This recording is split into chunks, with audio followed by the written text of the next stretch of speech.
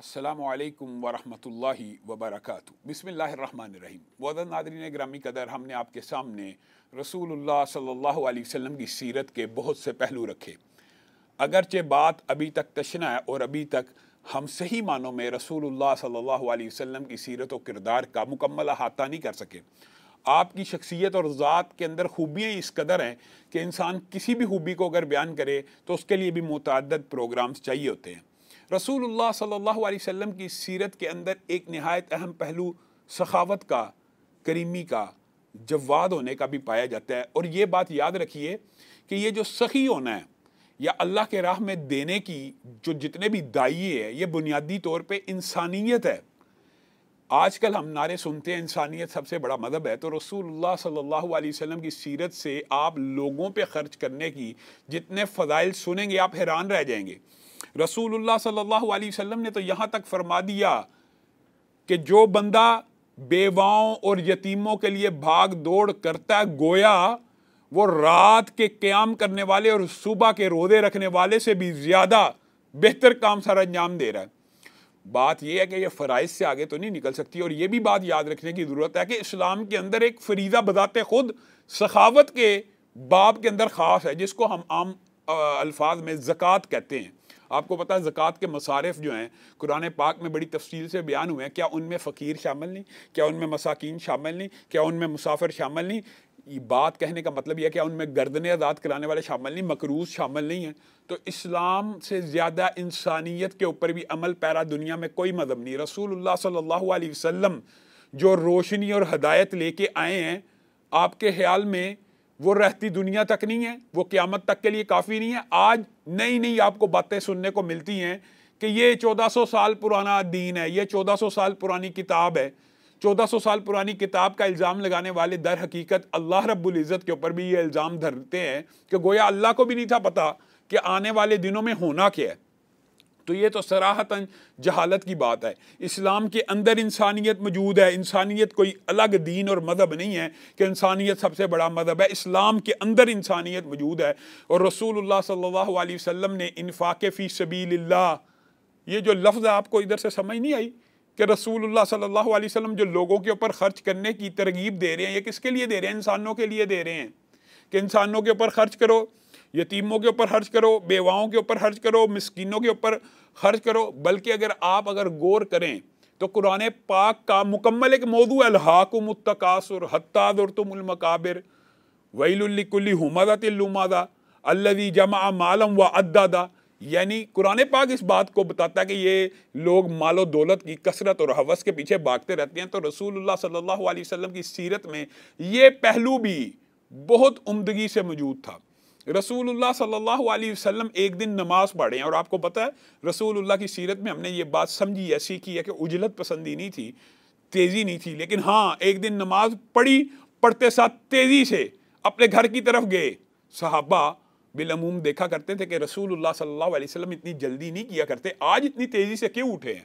پوچھ لیا تو رسول اللہ صلی اللہ علیہ وسلم نے فرمایا، دوران نماز ہی میرے ذہن میں خیال آیا میرے گھر کے فلاں حصے میں فلاں مال پڑا ہے، تو سلام پھیرتے ہی سب سے پہلے جو میں نے کام کیا کہ میں اس مال کو اللہ کی بارگاہ میں خرچ کر دوں۔ رسول اللہ صلی اللہ علیہ وسلم کی سیرت کا ایک پہلو یہ بھی ہے، رسول اللہ صلی اللہ علیہ وسلم نے غریبی کو اختیار کیا ہے۔ رسول اللہ صلی اللہ علیہ وسلم کے پاس اتنا مال موجود تھا، ایک وقت میں حضرت علی کو حکم دیا میرے سارے مال کو اکٹھا کرو اور اللہ رب العزت کی بارگاہ میں خرچ کر دو۔ 100 اونٹ، آپ بتائیں آج کے حساب سے بھی آپ ان کی مالیت کا اندازہ لگا لیں تو رسول اللہ صلی اللہ علیہ وسلم کے پاس اس وقت اتنا مال موجود تھا، لیکن آپ نے ایک ہی دن میں خرچ کر دیا۔ رسول اللہ صلی اللہ علیہ وسلم کے بارے میں یہ بات مشہور تھی کہ آپ رمضان کے مہینے میں غیر رمضان آندھی اور طوفان کی تیزی سے خرچ کیا کرتے تھے، حتیٰ کہ آپ کے بارے میں صحابہ کیا اٹھے کہ آپ کو تو فقر کا فاقے کا کوئی اندیشہ ہی نہیں ہوتا۔ اور حقیقت یہ تھی کہ امی عائشہ بیان کرتی ہیں کئی دن گزر جاتے ہیں ہمارے گھر میں چولہا نہیں تھا جلتا، کئی رمضان آیا، آج ہم نے رمضان کو سیلیبریٹ کرنا شروع کر دی ہے، اور افطاری کے وقت اگرچہ کھانے کی اجازت ہے، لیکن ایک آپ کو پتہ ہمارے ہاں کلچر بن گیا، بے شمار ڈشز ہوتی ہے۔ ایک افطاری کے وقت کتنے متعدد کھانے ہوتے ہیں پھر بھی پیٹ نہیں بھرتا. رسول اللہ صلی اللہ علیہ وسلم ایسے ہیں کہ گھر میں پوچھتے ہیں کھانے کو کچھ ہے, جواب ملتا ہے نہیں, پانی سے سحری کر لی. کھانے کو کچھ ہے, جواب ملتا ہے نہیں, کھجور سے روزہ افطار کر لیا, بات ختم, پھر اگلے دن روزہ رکھ لیا. رسول اللہ صلی اللہ علیہ وسلم نے اختیار کیا, ورنہ اگر آپ چاہتے تو دنیا بھر کے خزانے آپ کے پاس جمع رہتے. ایک دن ایسا بھی تھا رسول اللہ صلی اللہ علیہ وسلم کے پاس غلے کے ڈھیر آئے. آپ کو پتا مال غنیمت آیا کرتا تھا یا بیت المال میں مال آیا کرتا تھا, رسول اللہ صلی اللہ علیہ وسلم اس کے نگران ہیں.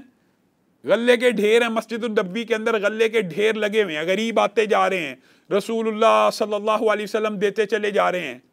آج امہات المومنین کو بھی پتہ ہے کہ بہت سا غلہ, بہت سا مال مسجد النبوی کے صحن میں موجود ہے. آج ان کے ذہن میں یہ خیال آتا ہے کہ آج تو مدینہ کے گھر گھر میں چولہا جلے گا, رسول اللہ صلی اللہ علیہ وسلم بانٹ رہے ہیں, آج ہمارے گھر میں بھی کھانا پک جائے گا, آج ہمارے گھر میں بھی چولہا جل جائے گا. لیکن رسول اللہ صلی اللہ علیہ وسلم کی سخاوت کا اندازہ کیجئے, آپ کے صحابہ آتے گئے, آپ کے ساتھی آتے گئے, آپ دیتے چلے گئے, دیتے چلے گئے. آخر میں, بالکل آخر میں ایک ہار چھوٹا سا آپ کے پاس بچ گیا, اور آپ کا یہ ارادہ تھا کہ یہ ہار آپ اپنے گھر والوں کے لیے لے جائیں گے اور گھر میں بھی کھانے پینے کا بندوبست ہو جائے گا. لیکن ایک مانگنے والا آیا, رسول اللہ صلی اللہ علیہ وسلم نے وہ ہار بھی اس کو دے دیا, اور چادر کو جھاڑتے ہوئے اٹھ کھڑے ہوئے اور چادر کو اپنے کاندھے مبارک پہ رکھ کے گھر میں داخل ہوئے. امہات المومنین نے پوچھا, اے اللہ کے رسول, آج تو مدینہ کے ہر گھر میں چولہا جل رہا ہے, کیا آج بھی ہم فاقے سے سوئیں گے؟ تو رسول اللہ صلی اللہ علیہ وسلم نے کہا, تمہارے بیٹے بھوکے تھے, وہ آئے اور مجھے یہ حیا آئی کہ محمد صلی اللہ علیہ وسلم کے گھر میں تو کھانا پکے اور تمہارے بیٹے بھوکے سو جائیں.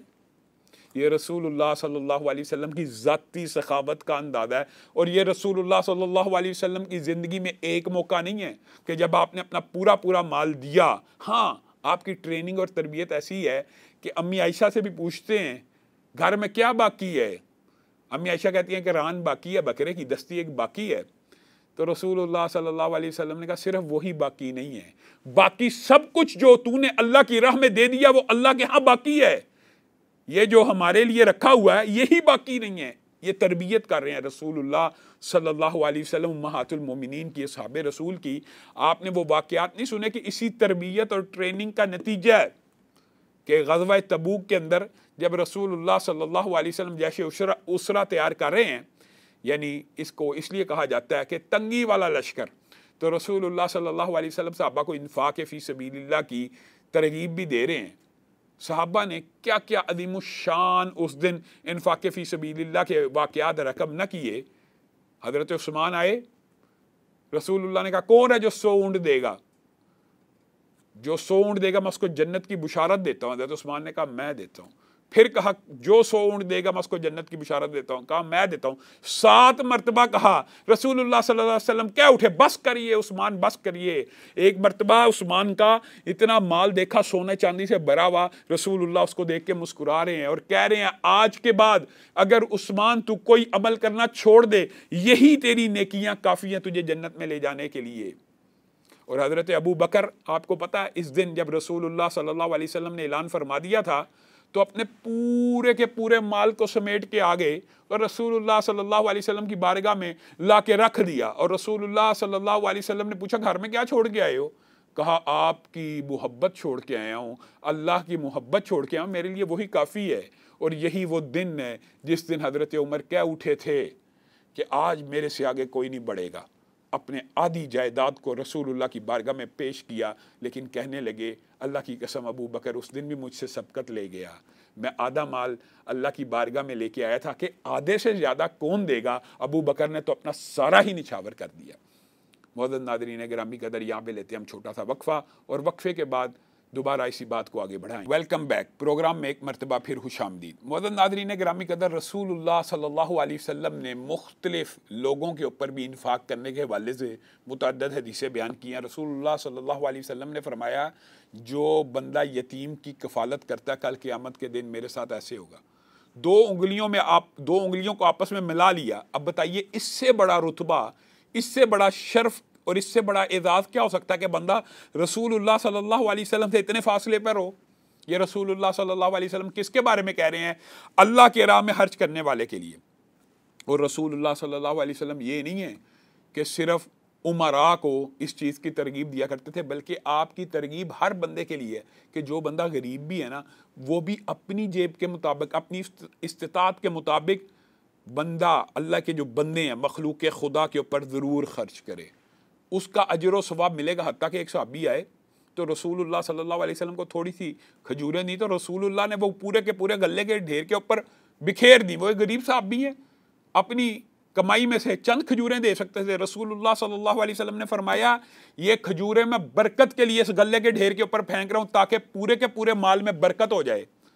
اور یہ بات یاد رکھیے گا، اللہ کے راستے میں جو بندہ، مثل الذین ينفقون اموالهم فی سبیل اللہ کمثل حبۃ انبتت سبع سنابل فی کل سنبلۃ مئۃ حبۃ واللہ یضاعف لمن یشاء۔ اللہ کہہ رہا ہے جو اللہ کی بارگاہ میں 1 روپیہ خرچ کرتا ہے، اللہ نے اس کی مثال ایک دانے کی دی ہے کہ جس کو زمین میں بویا جاتا ہے، کچھ عرصے بعد وہ زمین کا، دھرتی کا سینہ چیرتے ہوئے باہر نکلتی ہے، ایک کمپل پھوٹتی ہے، ان کی بالیاں بنتی ہیں۔ 7 بالیاں اگر ایک دانے کے ذریعے بن گئیں اور ہر بالی کے اندر 100 دانے اللہ ڈال دیتا ہے، تو گویا اللہ رب العزت کہہ رہے ہیں واللہ یضاعف لمن یشاء کہ 1 روپے کو 700 کر کے لکھوں گا اور جس کو چاہوں گا اس سے بھی بڑھا دوں گا۔ اور یہ بات بھی اپنی طرف سے نہیں کہہ رہا، رسول اللہ صلی اللہ علیہ وسلم نے فرما دیا کہ اللہ رب العزت کو خلوص نیت سے دیا ہوا صدقہ اتنا پسند آتا ہے، اللہ تعالیٰ اس کو بڑھ کے قبول کرتے ہیں اور اس صدقے کی ایسی نشو و نما کرتے ہیں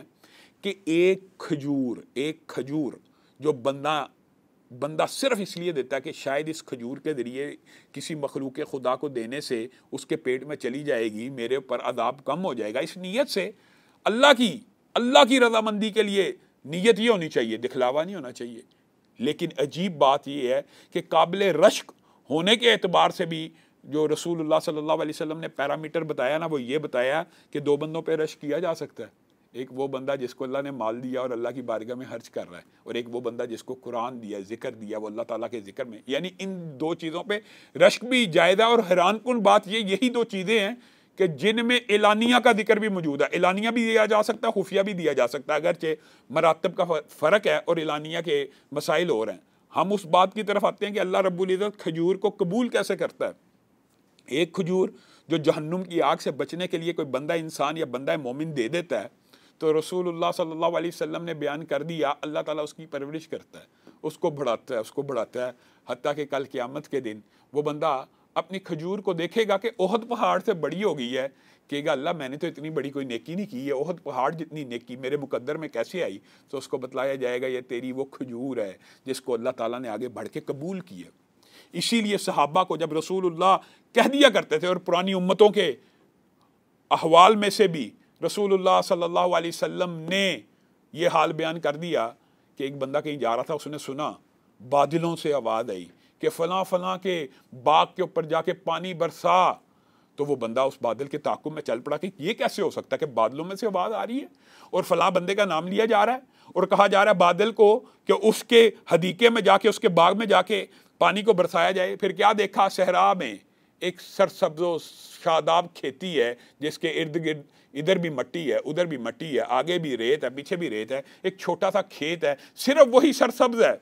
بادل عین اس مقام کے اوپر گیا اور اس کے اوپر پانی کو برسا دیا۔ اب وہ بندہ بڑا تعجب کا اظہار کرنے لگا کہ ضرور کوئی نہ کوئی ایسی بات ہے جو اس کی کوئی نیکی ہے جو اس کے کام آتی ہے، کہ بادلوں میں سے بھی اس کا نام لیا جا رہا ہے کہ اس کے کھیتی میں جا کے برساؤ۔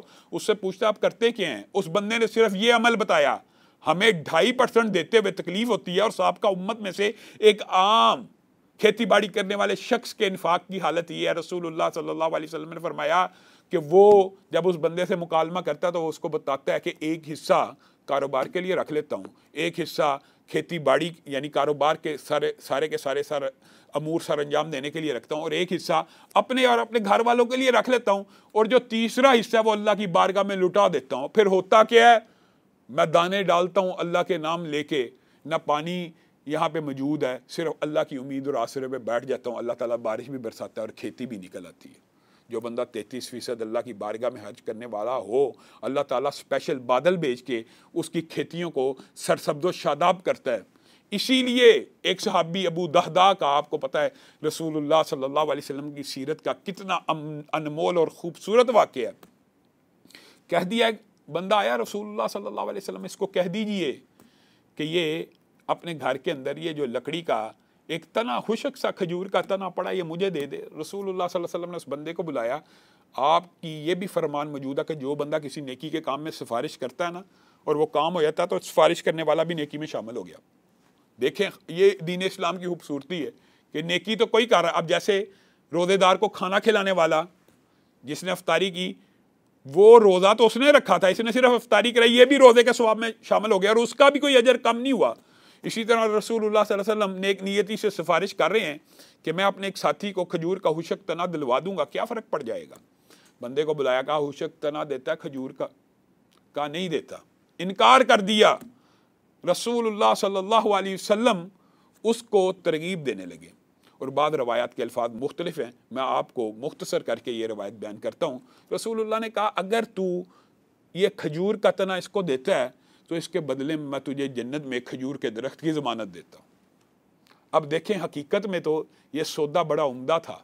اگر جنت میں کھجور کے درخت کا سودا رسول اللہ صلی اللہ علیہ وسلم سے کر لیتا تو جنت بھی مل جاتی. لیکن اس کے ذہن میں ایک آئیڈیا آیا, یہ بڑی کوئی قیمتی کھجور کا تنا ہے, اب موقع بارگیننگ کا, اب موقع ہے.